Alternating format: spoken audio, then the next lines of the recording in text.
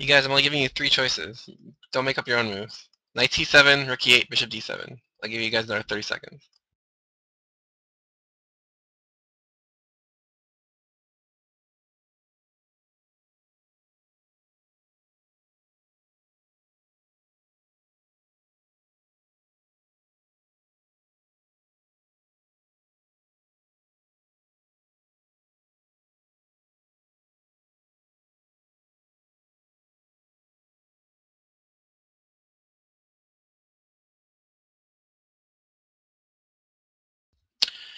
Okay, so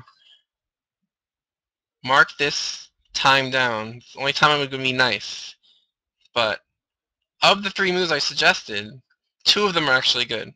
So there are 2 opportunities for gold stars. Okay? But if you pick the one bad move, you're going to feel really silly. So 2 of the moves are fine, and 1 of them is not fine. So the 2 moves that are fine are this one and this one. The move played in the game, which is not fine, is this one. So knight c7 makes sense. You want to try to get in b5. And it also puts this knight on a better square. Because on a6 it's not really doing anything. But now you're supporting b5.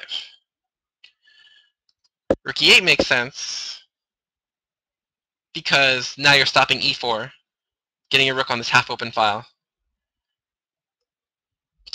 But the move played in the game, bishop d7, at the time this game was played, was the move theory recommended. But what's wrong with it?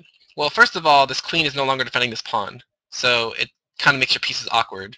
This bishop is awkwardly placed. It looks like it supports b5, but in reality, the idea of bishop d7 is so that you can play queen c8 and try to attack this pawn. So really, this square needs to be vacated for a knight, because a knight wants to eventually get to here. So this bishop is actually not well placed in this Benoni.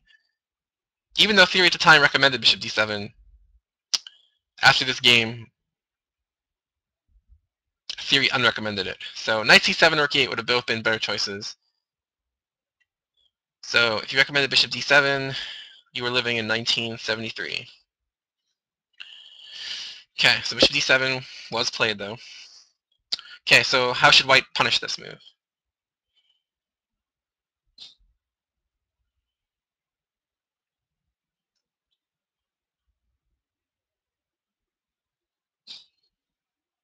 No. This game was actually played in '89, so. So how do you punish white?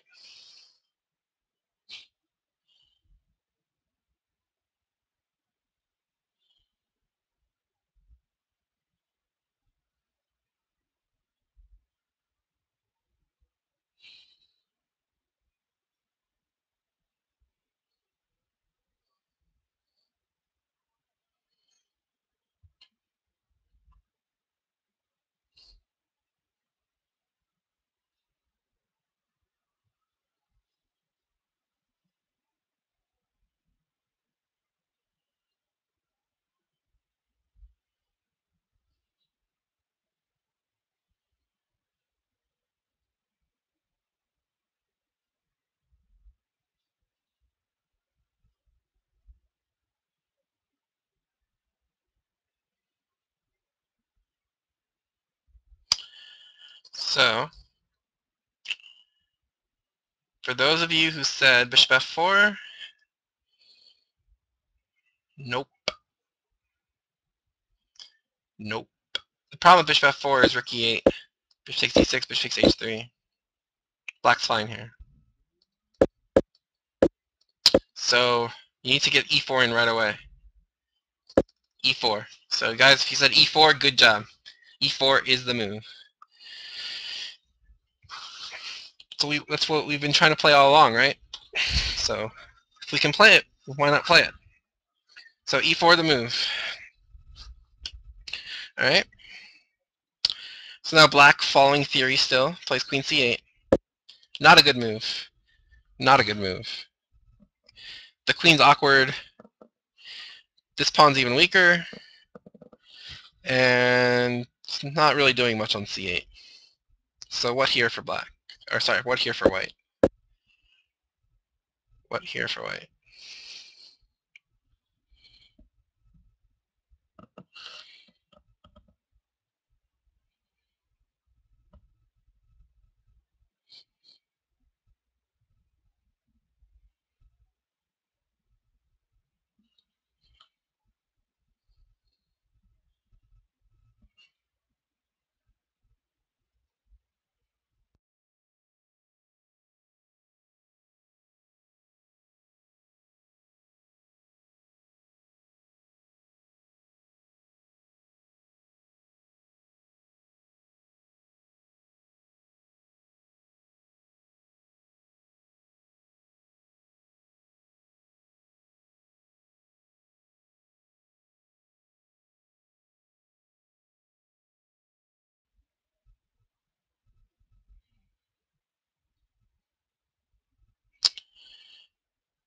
All right, so this pawn's hanging, right?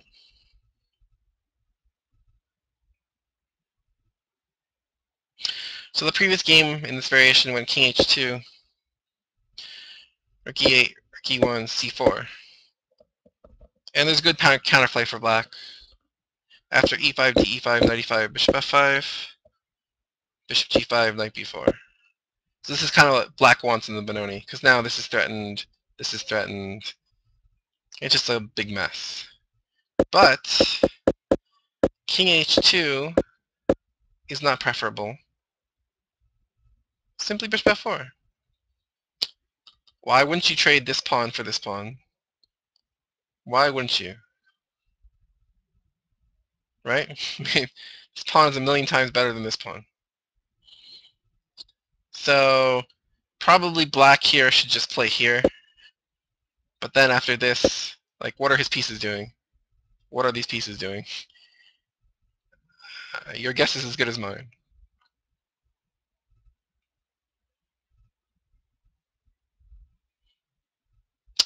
But black accepted the challenge and took. Yes, I mean, black wants to play something like this and get queenside expansion quickly and stop e5. But you'll see in this game that doesn't really happen. So he took on h3. Not great. Take on d6. Take on g2. Take on g2. Rook e8. Rook e1. Defending this pawn. Getting ready. Now these center pawns are going to be a huge steamroller in the center. So getting rid of that pawn is a big deal. Now this d pawn is passed, and these guys are just going to bulldoze through. Alright, so black has to try something like c4, knight c5 now, trying to get some pressure on these pawns, but black played queen d7, not a good move. Okay, so what should white play here?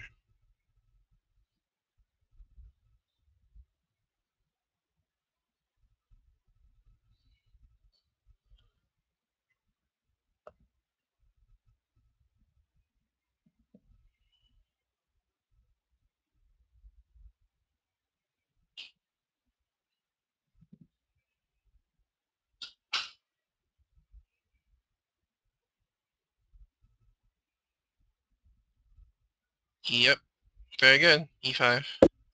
Okay, so knight g4. What here?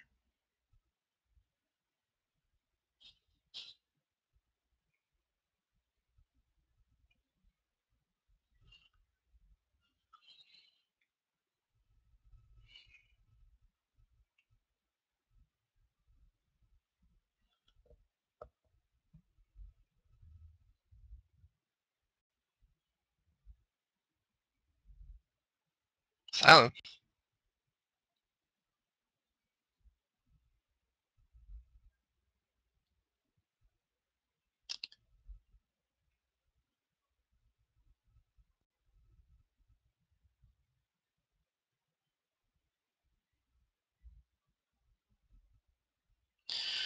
Hold that thought, Calbear. Hold that thought.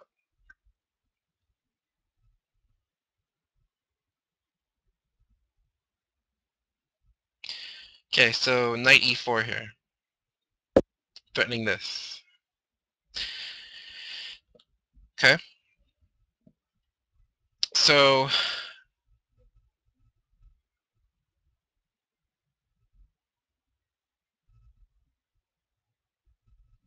after knight e4, knight g5 just hangs a pawn, JPO.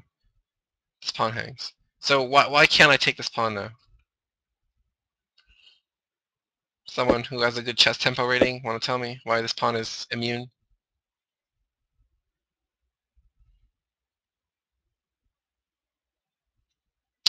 Yep. Yep.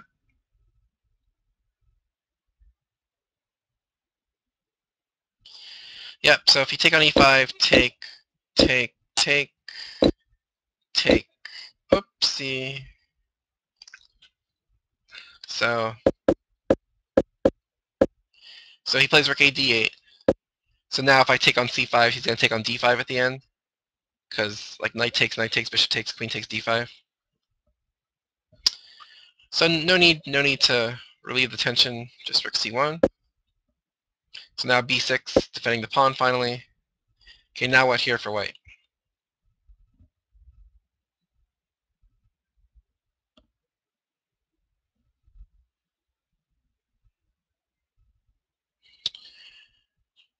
What here for white? Yep. Now Calbear's got the right idea. Because now this bishop is defended, so... Okay, but what's the point? So e6, of course. So why? So black took and lost immediately. But okay, let's see what happens if he doesn't take. So what happens here?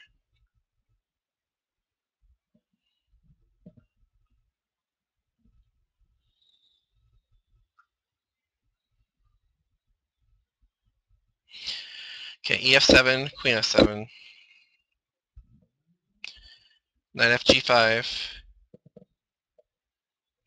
queen f5, f3, attacking the knight, knight e5,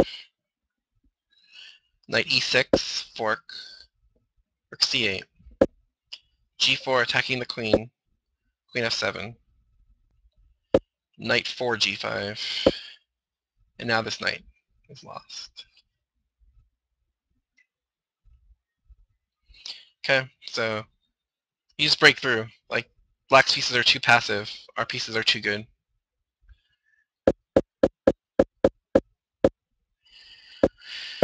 So black took the challenge and took. So what here?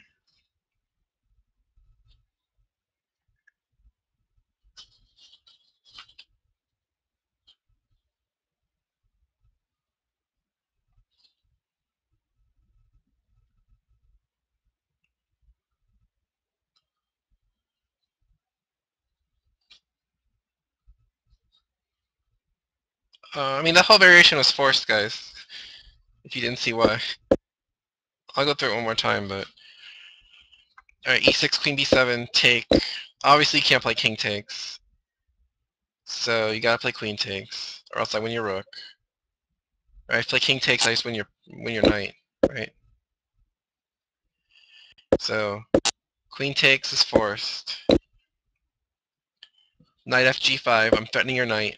You only have one way to defend it, queen f5, right? I play f3, your knight has to move, it only has one square to go to. Knight f6 loses material, whoops. Knight f6 loses material, knight h6 loses material. Knight e5 is the only way to save it.